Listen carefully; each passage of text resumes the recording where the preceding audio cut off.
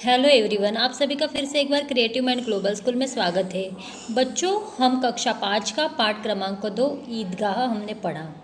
हमने देखा एक छोटे से बच्चे हामिद की कहानी, जो कितना समझदार है, अपने दादी के लिए इतने कितना सोचा है ना। हमने देखा कहानी में कितनी अच्छी लगी हमें कहानी। ठीक है, इस वीडियो में बच्चों हम वर्तनी से शुरू करते हैं। दिए गए शब्दों का अभ्यास कीजिए। ईदगाह, मनोहर, सुहावना, अनगिनत, भिश्ती, मोहसिन, खुशबूदार, नासमझ और सद्भाव। ठीक है। ओह, ऐसा क्या? चिमटा लोहे व स्टील की धातु का प्रयोग करके बनाया जाता है। जो चिमटा होता है वो स्टील और धातु, लोहे और स्टील इन धातु का प्रयोग करके बनाया जाता है। यह लगभग की रसोई में होता है। गरम बर्तन को पकड़ने या रोटी सेकने के लिए इसका प्रयोग होता है। इसके दोनों सिरे टकराने से आवाज़ होती है। इसी के चलते इसमें बहुत बदलाव करके इसे एक वाद्य यंत्र के रूप में भी प्रयोग किया जाने लगा। ठीक है। आओ करें एक उचित विकल्प पर सही का चिन्ह लगाइए। पाठ में किस त्योहार का वर्णन किया गया है बच्चों? तो ईद का। हामिद के पास कितने पैसे थे? हामिद के पास 3 पैसे थे। नमाज कहाँ पढ़ी गई? नमाज ईदगाह में पढ़ी गई, है ना।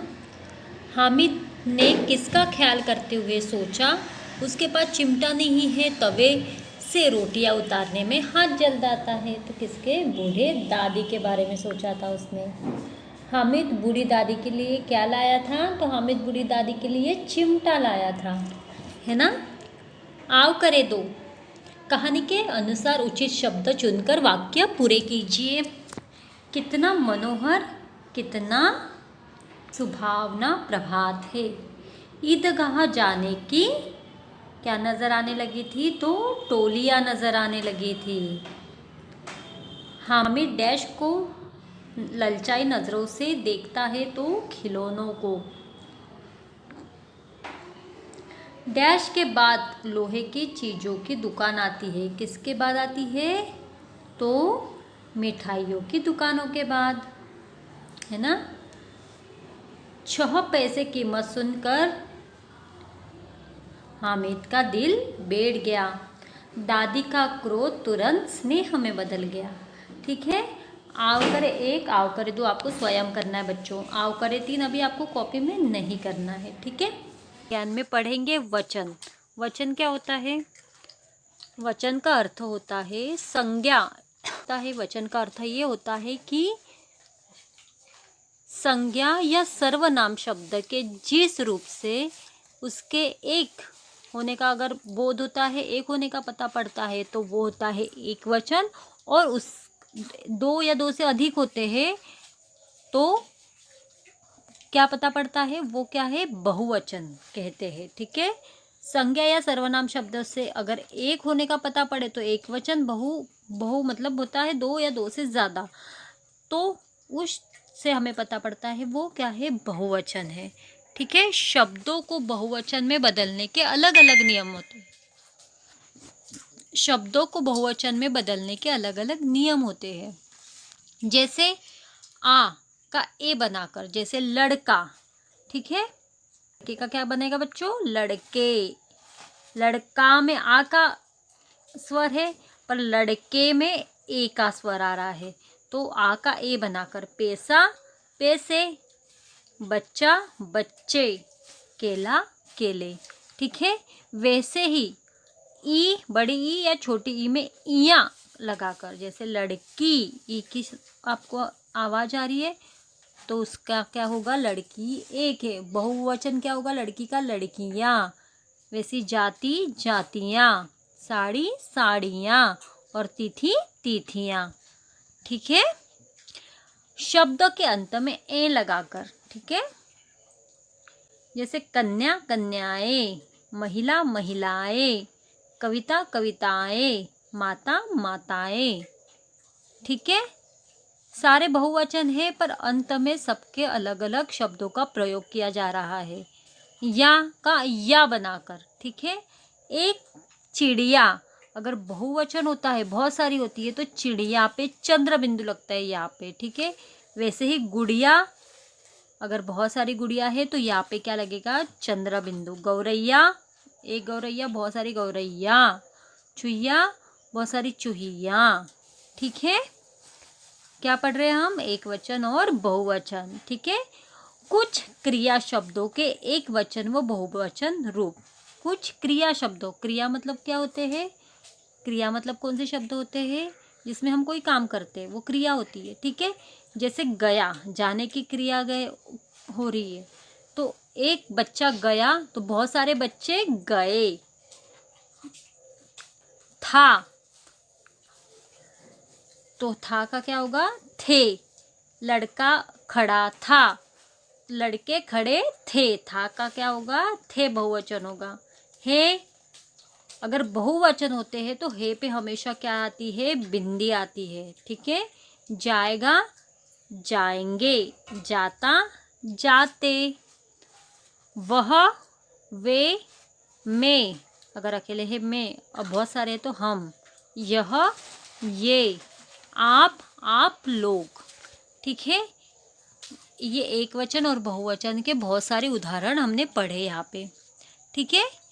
आओ करे चार देखते हैं। पाठ से जुड़े वाक्य पढ़िए और इनमें आए बहुवचन शब्दों पर गोला लगाइए, ठीक है। आपको ये सारे पढ़ने हैं और इसमें जो बहुवचन आए हैं उन पर आपको क्या लगाना है, गोला लगाना है। गोला लगाए गए शब्दों के एक वचन शब्द लिखिए। जैसे गोला अगर आपने लगाया है तो उसका आपको एक वचन यहाँ इस जगह लिखना है, जैसे, ठीक है बच्चों। आपको ये पूर्ण वाक्य पढ़ने हैं और आपको बहुवचन ढूंढने हैं, आपकी ये गृह कार्य है, ठीक है। आओ करें 5। आपकी कक्षा, घर या मैदान का अवलोकन कीजिए और उसमें मौजूद 4 एक वचन बहुवचन शब्दों की सूची बनाइए, ठीक है। चलो ढूंढो, शुरू करो ढूंढना और लिखना भी शुरू करो, ठीक है। भाषा की पहचान, भाषा की पहचान में देखेंगे आज सर्वनाम। क्या होता है सर्वनाम, संज्ञा की जगह आने वाले शब्दों को क्या कहा जाता है, सर्वनाम कहा जाता है। हमें पता है, हमने पढ़ा है, किसे कहते हैं, जो शब्दों का प्रयोग संज्ञा की जगह होता है वो होता है सर्वनाम। अब हामिद अपनी बूढ़ी दादी अमीना की गोदी में सोता है और उतना ही प्रसन्न है। उसके अब्बाजान, उसके मतलब किसके, तो हामिद के, तो उसके क्या हुआ, सर्वनाम हुआ। अब्बाजान रुपए कमाने गए हैं। अम्मीजान अल्लाह मियाँ के घर से उसके लिए बहुत सी चीज़ें, अच्छी चीज़ें लाने गई है, इसीलिए वह प्रसन्न है। वह मतलब कौन प्रसन्न है, तो हामिद प्रसन्न है, इसलिए उसके और वह क्या हुआ, ये दोनों हुए सर्वनाम, ठीक है। सर्वनाम 6 प्रकार के होते हैं। सर्वनाम कितने प्रकार के होते हैं, सर्वनाम के 6 प्रकार होते हैं। जैसे पुरुषवाचक सर्वनाम, सबसे पहले कौन सा आता है, तो पुरुषवाचक सर्वनाम।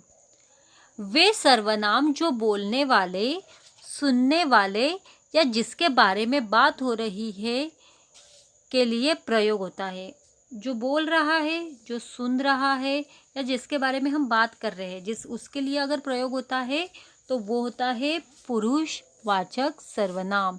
जैसे मैं घर जा रहा हूँ, तो मैं मेरे लिए हो रहा है, तो ये कौन सा है, पुरुषवाचक। तुम कहाँ जा रहे हो, तो तुम क्या होता है, पुरुषवाचक सर्वनाम। वह भी घर जा रहा है, तो ये किसी सुनने वाले, बोलने वाले अथवा जिसके बारे में अगर वह घर जा रहा है तो किसी और के बारे में हम बोल रहे, तो वो होता है पुरुषवाचक सर्वनाम। दूसरा है निश्चयवाचक।